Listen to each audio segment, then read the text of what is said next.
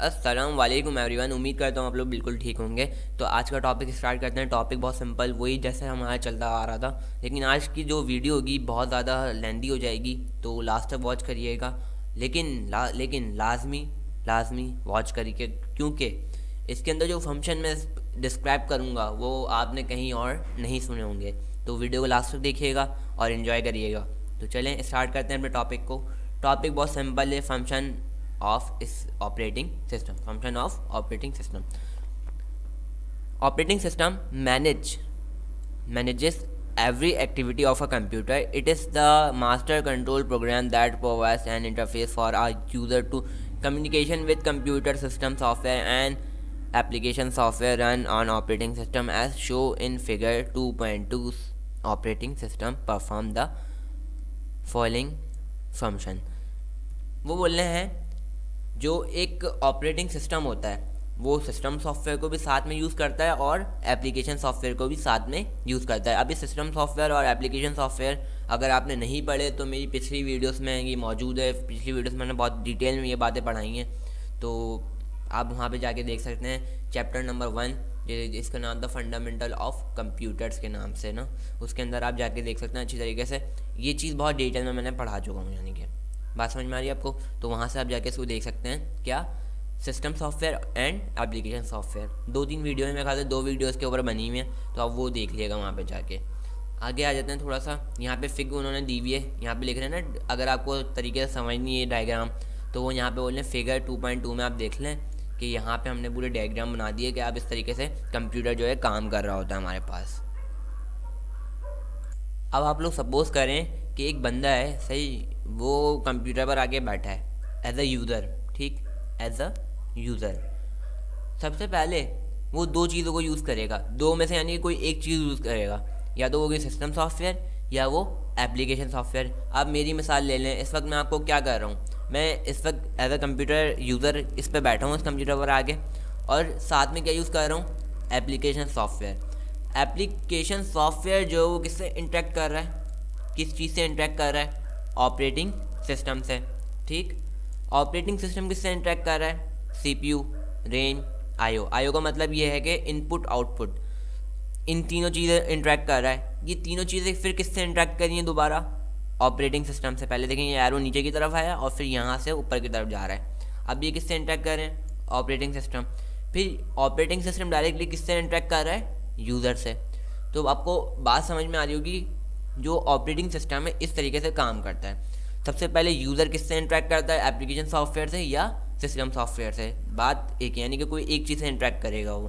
फिर ये दोनों सॉफ्टवेयर जो हैं, सिस्टम सॉफ्टवेयर और एप्लीकेशन सॉफ्टवेयर, किससे इंटरेक्ट करते हैं, ऑपरेटिंग सिस्टम से, ठीक। ऑपरेटिंग सिस्टम किससे इंटरेक्ट करता है, CPU, रेम, IO से। IO से मुराद इनपुट आउटपुट। और फिर ये दोबारा रिटर्न किससे इंटरेक्ट करते हैं, ऑपरेटिंग सिस्टम। यानी कि ऑपरेटिंग सिस्टम इनको कोई कमांड देता है, सही, जब ये कमांड को पूरा कर देते हैं, कमांड पूरा करने के बाद ये दोबारा किसको पास करते हैं, ऑपरेटिंग सिस्टम को। ऑपरेटिंग सिस्टम किसको पास कर देता है, डायरेक्टली यूज़र को। बात समझ में आ रही है। तो आई होप ये बात आपको अच्छे तरीके से समझ में आ गई होगी। फंक्शन ऑफ ऑपरेटिंग सिस्टम आपको अच्छे तरीके से समझ में आ गया होगा। अब इसके बहुत सारे फंक्शन हैं, अभी मैंने कंप्लीट नहीं करा है, अभी सिर्फ एक डायग्राम दिखाई है आपको जिस तरीके से ऑपरेटिंग सिस्टम काम करता है, बस वो एक डायग्राम मैंने आपको दिखाई है यहाँ पे। अब मैं यहाँ पे दिखा रहा हूँ कि इसके जो फंक्शन, जो मेन फंक्शन जो ये हम डिस्क्राइब कर रहे हैं यहाँ नीचे, तो उनके बारे में हम बात करने वाले हैं। सबसे पहले आती है booting. Booting is the process of starting the computer operating system.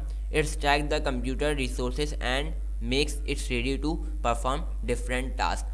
आप अपने कंप्यूटर को ऑन करते हैं, सही, उसके अंदर स्टार्टिंग में आप देखते हो वो पूरा लोगो चलता है, स्मार्ट क्या कहते हैं, स्टार्टिंग ऑफ विंडोज़ के नाम से जो है ना पूरा लोगो वगैरह चल रहा होता है।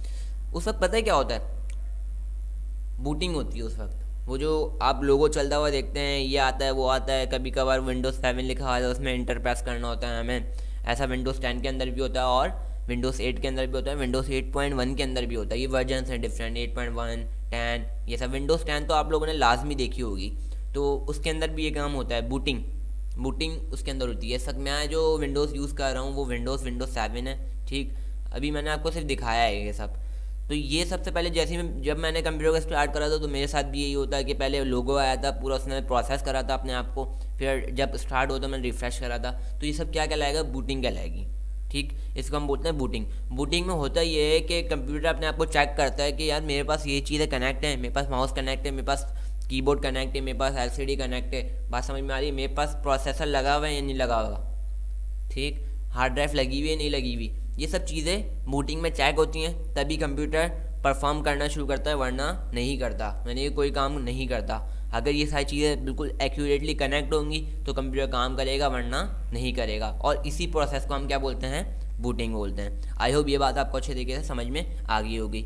इसके बाद चलते हैं आगे, रिसोर्स मैनेजमेंट। रिसोर्स मैनेजमेंट क्या चीज़ है भाई? Resource management, operating system manages all the hardware and software resources. This includes allocation and deallocation of processor memory, access to shared cache memory and access to network resources.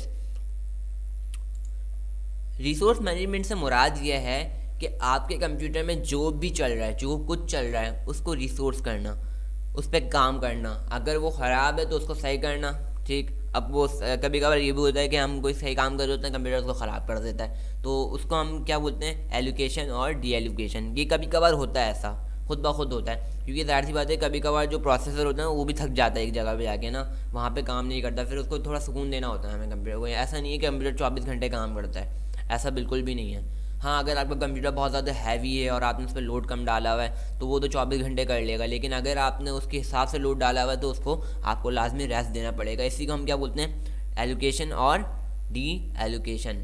बात समझ में आ रही है? All the hardware and software resource, this includes allocation and D allocation of processor. ठीक, यानी कि processor को भी डी एलोकेशन और एलोकेशन हो जाए। जैसे हमें उल्टी हो जाती है ना, वोमिटिंग जिसको हम बोलते हैं, हमें भी बिल्कुल एक तो एलोकेशन और डी एलोकेशन। बात समझ में आ रही है? एकदम आ जाना, एक जगह पर आ जाना, बात समझ में आ रही है? डी एलोकेशन इसको हम बोलते हैं। कभी कभार प्रोसेसर खुद गलतियां कर देता है और हमसे कुछ गलती हो जाती है तो प्रोसेसर काम नहीं करता, और कभी कभार प्रोसेसर खुद ब खुद गलतियां करता है। ये ज़्यादातर जो है ना उसकी मेमोरी के अंदर हो रहा होता है। यहाँ पे देखें, memory access to share cache memory and access to network resources. उसकी जो एक पावर होती है प्रोसेसर की, वो अपनी कैश मेमोरी को शेयर करता है और नेटवर्क को रिसोर्स कर रहा होता है अपने पास, यानी कि नेटवर्क को अपने पास ले रहा होता है। तो ये भी खासियत है इस विंडोज़ की। रिसोर्स मैनेजमेंट इसको हम बोलते हैं, चीज़ों को रिसोर्स करना, उन पे काम करना चीज़ों को, सबसे बड़ी बात यही है। और इसी को हम क्या बोलते हैं, रिसोर्स मैनेजमेंट। याद रखिएगा इसके अंदर 2 पॉइंट्स आ रहे हैं, एलोकेशन और डी एलोकेशन। ये बहुत इंपॉर्टेंट है, हो सकता है ये MCQs में आपसे पूछ लिया जाए जब 9th क्लास के पेपर होंगे ना, मेरे ख्याल से जनवरी, फरवरी, मार्च, अप्रैल, मई में मेरे ख्याल से होंगे। मई में हो गए, ज़ाहिर सी बात है, पहले मार्च में हो रहे थे लेकिन इस बार उन्होंने थोड़ा टाइम पीरियड बढ़ा दिया, मई में कर दिए इस बार पेपर जो है ना, तो वो मेरे ख्याल से मई में पेपर होंगे। बहुत टाइम है इस पर बीच में। बहरहाल इसमें मैं आपको पूरी ये जो कोर्स है 9th क्लास का कंप्लीट करवा दूंगा इंशाल्लाह ताला। रिसोर्स मैनेजमेंट आपको समझ में आ गया होगा। रिसोर्स मैनेजमेंट सिंपल, मैं दोबारा रिपीट करूँगा, क्या है हमारे पास कि चीज़ों को रिसोर्स करना। बात समझ में आ रही है? इसको हम बोलते हैं रिसोर्स मैनेजमेंट। आगे आता है यूज़र इंटरफेस और command interpreter. We interact with operating system through user interface. Command interpreter is one of the part of operating system which reads the command from user interpreter, then translate them into machine language instruction that the computer hardware can understand। अगर आपने पिछले ज़माने के computer देखे हों, मैं आपको दिखाता हूँ बल्कि डायरेक्टली, नीचे हमारे पास इसकी डायग्राम बनी हुई है। इसको हम बोलते हैं कमांड इंटरप्रेटर। ये सब आपके पास कमांड इंटरप्रेटर है। जो पहले के कंप्यूटर होते थे, जो आज से ओल्ड कंप्यूटर जो हुआ करते थे, उसके अंदर पहले आपको कमांड टाइप करनी होती थी, फिर वो कंप्यूटर काम करता था। मिसाल के तौर पे अगर आपको कंप्यूटर ओपन करना है, या जो कंप्यूटर मैं आपको इस वक्त ओपन करके दिखा रहा हूँ यहाँ पे, ये कंप्यूटर ओपन करना है मुझे, ठीक। तो इसके लिए मुझे कमांड टाइप करनी पड़ेगी। अब यहाँ पर उन्होंने लिंक बना के दे दिया हमें, और हम इस पर डबल क्लिक करते हैं और ये जो लिंक है वो ओपन हो जाती है। लिंक होती वही है, इंटरप्रेटर लिंक होती है हमारे पास, लेकिन पहले हमें क्या करना होता था, लिंक टाइप करनी होती थी पूरी। हमें लिंक पता होना चाहिए कंप्यूटर कैसे ओपन होता है, सही। तो इसको हम बोलते हैं command user interface and command interpreter, सही। ये कैसे इंटरेक्ट करता है, ये बहुत अच्छे तरीके से इंटरेक्ट करने लग गया। विंडोज़ 10 आपने देखी होगी तो उसका इंटरफेस आपने देखा होगा अच्छी तरीके से, तो वो बहुत ज़बरदस्त तरीके से हमें क्या करता है, इंटरेक्ट करता है। User interface and command interpreter, सही। इसका जो इंटरफेस है वो एक बहुत ज़बरदस्त किस्म का इंटरफेस है विंडोज़ का, ठीक। यानी कि विंडोज़ से मुराद ऑपरेटिंग सिस्टम का इंटरफेस बहुत ज़बरदस्त हमारे पास होता है। तो ऑपरेटिंग सिस्टम का काम एक ये भी है। मैं आपको यहाँ पे विंडोज़ की मिसाल दे रहा हूँ क्योंकि आप सबने ज़्यादातर विंडोज़ ही यूज़ करी होगी। अगर आप यूनिक्स भी यूज़ करो तो वो भी यही काम करता है, लिनक्स यूज़ करते हो वो भी यही काम करता है, यूबंटू यूज़ करो वो भी यही काम करता है। आगे आपको दिखा देता हूँ एक दफ़ा। ये यूबंटू है, सही। मैक ओएस, सही। MS-DOS के अंदर अभी भी वही जो अभी मैंने आपको कमांड इंटरप्रेटर दिखाई है वो चीज़ें यूज़ होती हैं। एंड्रॉयड में भी आपको यही मिलेगा इंटरफेस, आपको बहुत अच्छा लगेगा। विंडोज़ का आपको इंटरफेस बहुत अच्छा लगने वाला है, iOS का इंटरफेस बहुत अच्छा लगने वाला है आपको। तो आई होप ये बात आपको मेरी अच्छे तरीके से समझ में आ रही होगी। इसको बोलते हैं यूज़र इंटरफेस और कमांड इंटरप्रेटर। सपोर्टेबल है, ऑपरेटिंग सिस्टम हमें ये सब चीज़ें देता है, इंटरफेस बहुत प्यारा सा हमें देता है, जैसे विंडोज़ 10 हमारे पास। फिर आती है memory management. Memory management modules perform the task of allocation and deallocation of memory space to program and data in need of these resources। इसकी सबसे अच्छी मिसाल यही मैं आपको दे सकता हूँ कि आप किसी डाउनलोडिंग वाली की शॉप पर जाओ। मैं मेमोरी मैनेजमेंट के बारे में बात कर रहा हूँ, मेमोरी मैनेजमेंट के बारे में। आप किसी दुकानदार के पास जाओ, ठीक। आपने अपनी मेमोरी कार्ड उसको देना है या अपनी USB आपको देना है उसको, और उसको बोलना है भाई इसके अंदर 2-3 फिल्में डाल दो। अगर आपके पास उसके अंदर जगह होगी तो वो एलोकेशन कहलाएगी, अगर जगह नहीं होगी तो उसकी क्या करना है, डी एलोकेशन। अब वो बोलेगा नहीं कर सकता, ज़ाहिर सी बात जगह नहीं है इसके अंदर, तो एक मूवी कर सकता हूँ, बोले वो क्या कहलाएगी आपकी, जो एक मूवी उसके अंदर पेस्ट कर देगा, वो जो एक मूवी डाल देगा उसका मतलब एलोकेशन। सिंपल बात समझ में आ रही है। Space, memory space to program and data in need this resources.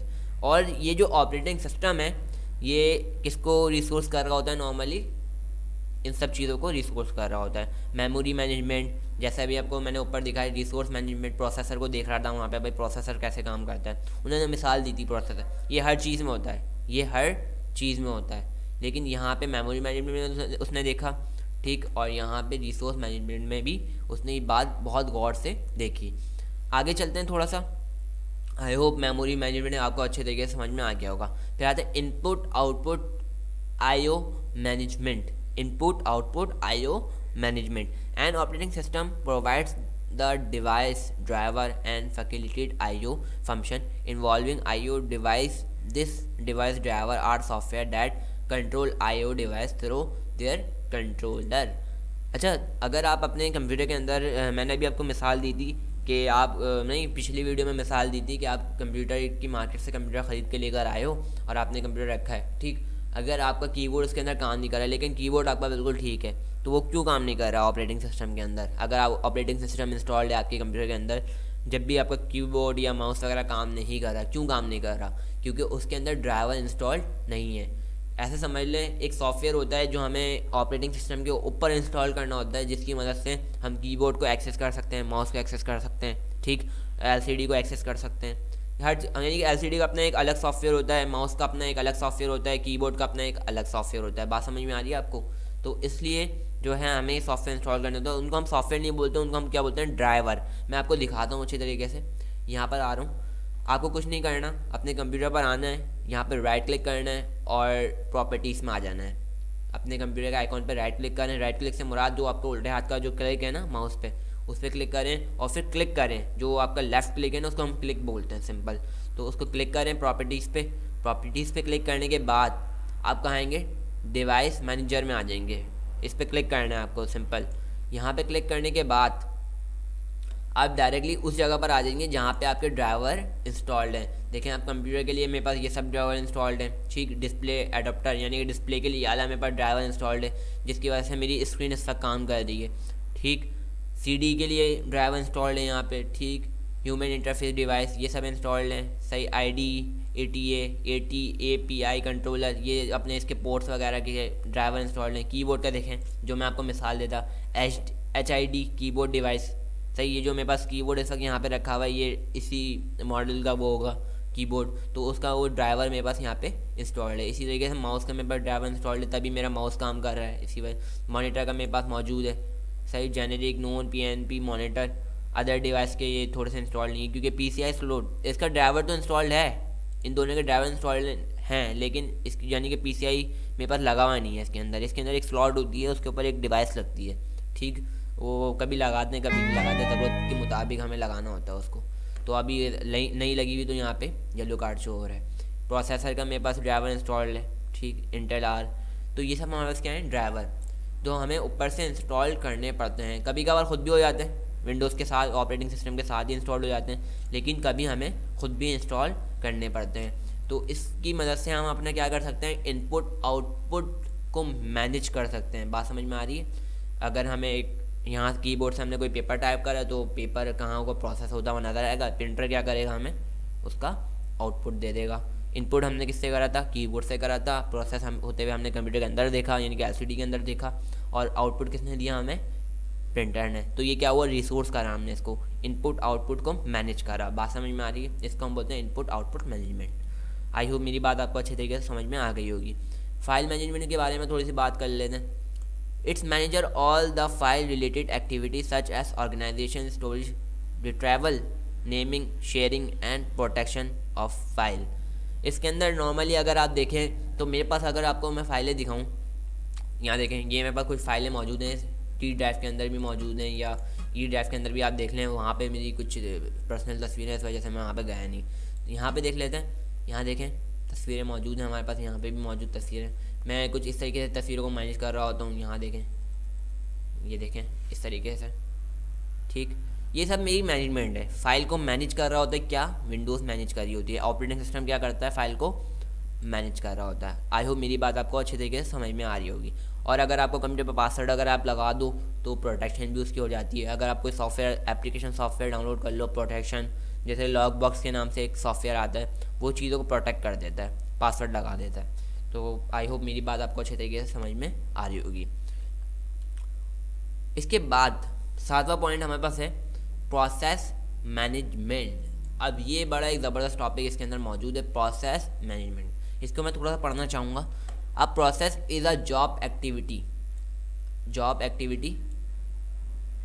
to be performed by the system. Process management manage creation, deletion,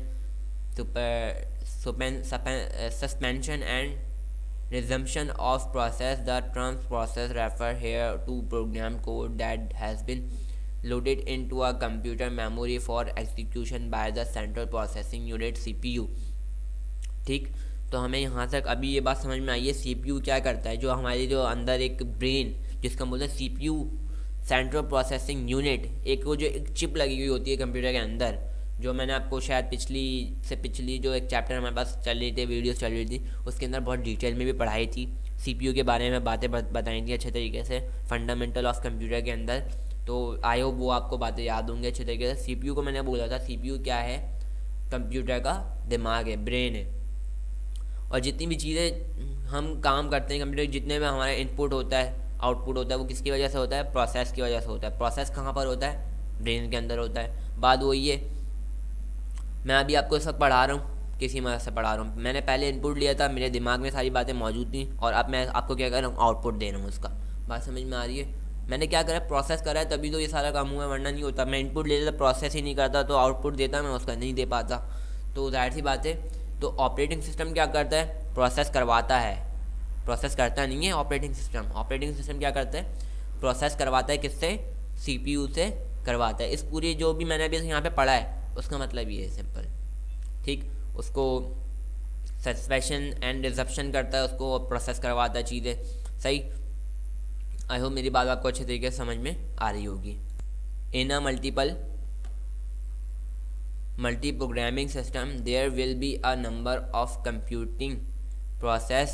The operating system must ensure that each process gets a fair share of the CPU time. The OS decide the order in which process has access to the processor and how much processing time each process should get. This function of operating system is called process scheduling।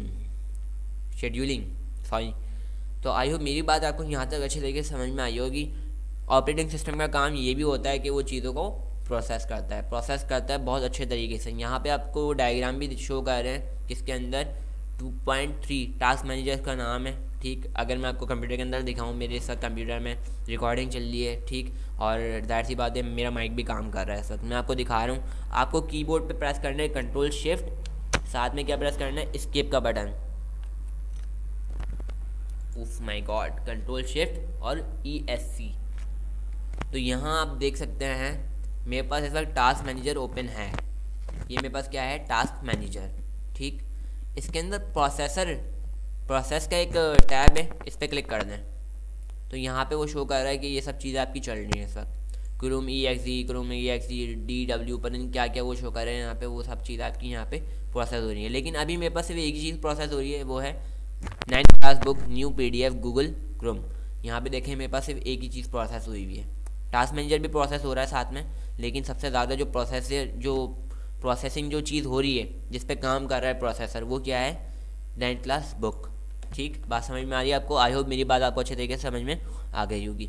अच्छा, ये जो आपको नज़र आ रहे हैं यहाँ पे Windows task manager, अगर मैं यहाँ पे माइक्रोसॉफ्ट विंडोज़ वगैरह ओपन कर दूँ, इस वक्त यहाँ पे विंडोज़ बोल रहा हूँ, MS वर्ड वगैरह ओपन कर दूँ तो यहाँ पे आपको वो भी शो होना शुरू हो जाएगा। मैं आपको मिसाल के साथ समझाऊंगा। विंडोज़ R मैंने प्रेस करा और माइक्रोसॉफ्ट वर्ड ओपन कर रहा हूँ मैं यहाँ पे इस वक्त। ये मेरे पास क्या है, माइक्रोसॉफ्ट वर्ड मैंने यहाँ पे ओपन कर दिया इस वक्त। ठीक, अब मैं आ रहा हूँ वापसी अपने उसी टास्क मैनेजर पर। ठीक, कंट्रोल शिफ्ट एस्केप का बटन प्रेस करूँगा और मेरे पास टास्क मैनेजर ओपन हो जाएगा। यहाँ देखें, अब उसने मुझे शो करना शुरू कर दिया, MS वर्ड आपके पास रनिंग हो रहा है। अच्छा, यहाँ पे आप देख रहे हो तो यहाँ पे वो परसेंटेज भी शो कर रहा है। 1% CPU ले रहा है, 45% मेमोरी जो है यूज़ कर रहा है, 0% डिस्क पे असर पड़ रहा है। ठीक, इफेक्ट हो रहा है उसको, 0% नेटवर्क पे इफेक्ट हो रहा है। तो यहाँ पे ये सब चीज़ें अगर आपको चाहिए तो आपको विंडोज़ 10 यूज़ करनी पड़ेगी। मेरे पास इस वक्त विंडोज़ 7 है, उसके अंदर ये सब चीज़ें शो नहीं करता टास्क मैनेजर। अगर विंडोज़ 10 आप अगर यूज़ कर रहे हो, विंडोज़ 10, तो उसमें ये सब चीज़ें आपको शो होंगी। तो आई थिंक आपको मेरी सारी बातें समझ में आ गई होंगी। अगर कोई मसला है तो आप मुझसे कमेंट में पूछ सकते हैं। अब आगे आ जाते हैं थोड़ा सा, बस ये एक लास्ट टॉपिक हमारे पास लाजमी बचा है।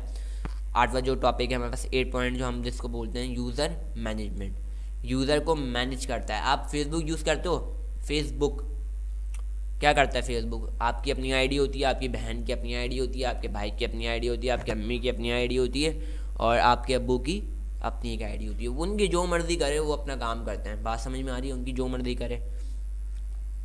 वो ये बोले, in modern operating system user management describe the ability of administrator to control user access to various computer resources like software, IO device, storage system, network, ETC। User management से मुराद यही है हमारा कि जाहिर सी बात है, अगर आपके घर में 10 लोग हैं और आपके घर में कंप्यूटर एक है, सही, उसके अंदर सिस्टम यानी कि ऑपरेटिंग सिस्टम भी एक ही इंस्टॉल्ड है, तो ऑपरेटिंग सिस्टम आपको ये सहूलत देता है कि आप हर बंदे का अपना एक अलग अलग अकाउंट बना सकते हो। यानी कि ये डेस्कटॉप है, मिसाल के तौर पे मेरा भाई इस वक्त बैठा हुआ होता है यहाँ पे, तो उसकी तस्वीर चेंज कर देता, इसके आइकॉन्स आगे पीछे कर देता ऐसे। ठीक, अच्छा, जब मैं कंप्यूटर पे बैठता तो मुझे पसंद नहीं थी ये चीज़ कि यार आइकॉन्स वगैरह आगे पीछे होने में, मैं क्या करता, इसको जगह पे कर देता एज इट इज़। बात समझ में आ रही है? अब मेरा भाई दोबारा इस पर बैठता तो वो अपने आइकॉन्स को दोबारा यहाँ पे कर देता, इसी तरीके से। बात समझ में आ रही है? वो दोबारा इन चीज़ों को यहाँ क्योंकि उसको पहला हुआ पसंद था, तो जाहिर सी बात है, तो वो इस तरीके से उसको कर देता था और पीछे से इमेज भी चेंज कर देता था। इस तरीके से पर्सनलाइज में आया और यहाँ पर उसने अपनी पिक्चर भी चेंज कर दी। जैसे कि ये मैं लगा रहा हूँ यहाँ पे इस वक्त, ये मैंने लगा दिया। अब उसने इसका हाल ऐसा बना दिया कुछ। बात समझ में आ रही है? उसको ये पसंद है। अब यूज़र मैनेजमेंट से मुराद यही है हमारी कि कंप्यूटर जो है आपको यूज़र मैनेजमेंट प्रोवाइड करता है। ऑपरेटिंग सिस्टम जो है आपको यूज़र मैनेजमेंट प्रोवाइड कर सकता है। मैं चाहूँ तो इस डेस्कटॉप की 2-3 कॉपी, यानी कि एक कॉपी और बना सकता हूँ अपने भाई के लिए। अगर मेरी बहन है तो मैं उसके लिए भी एक कॉपी बना सकता हूँ। फिर उसकी जो मर्ज़ी करे वो उसको यहाँ रखे, क्या करे, उसकी पिक्चर चेंज करे, लेकिन सबका अपना अलग अलग डेस्कटॉप बन जाएगा। बात समझ में आ रही है? एक आईडी बन जाएगी, उसमें फिर वो जो भी हो, फिर आपका जो डेटा वगैरह होगा वो तो आपको यहीं पे शो होगा जो भी होगा, लेकिन सी ड्राइव में आपके 2-3 डेस्कटॉप अकाउंट आपके बन जाएंगे। तो दैट सी बात है, आप वहाँ पे पासवर्ड भी लगवा सकते हो, यानी कि हर बंदे की अपनी एक आईडी बन जाएगी। इसको हम बोलते हैं यूज़र मैनेजमेंट। और यूज़र मैनेजमेंट का काम सिंपल सा ये भी होता है कि वो एडमिनिस्ट्रेटर को एक रखते हैं, यानी कि जिसने कंप्यूटर खरीदा वो एडमिनिस्ट्रेटर रहेगा, बाकी सब ब्रांड अकाउंट रहेंगे। बात समझ में आ रही है? स्टैंडर्ड अकाउंट रहेंगे, स्टैंडर्ड भी बोल सकते हो आप। User access to various computer resources like software, IO device system, network, ETC। अब एडमिनिस्ट्रेटर है ना इसके अंदर, तो एडमिनिस्ट्रेटर ये भी कर सकता है कि वो जो दूसरा एक यूज़र अकाउंट हमारे पास मौजूद है, स्टैंडर्ड अकाउंट हमारे पास मौजूद है, वो प्रिंटर को यूज़ कर सकता है, नहीं कर सकता, वो स्कैनर को यूज़ कर सकता है, नहीं कर सकता। ये सब चीज़ें इसके अंदर इंक्लूड होती हैं। वो यूज़र मैनेजमेंट भी ऑपरेटिंग सिस्टम आपको बहुत अच्छे तरीके से प्रोवाइड करता है। तो आई होप ये वीडियो आपको अच्छे तरीके से समझ में आई होगी। अगर कोई मसला है तो आप मुझसे कमेंट में पूछिएगा लाजमी, और वीडियो को लाइक कर दिएगा, चैनल को सब्सक्राइब कर दिएगा। Thank you for watching and अल्लाह हाफिज़।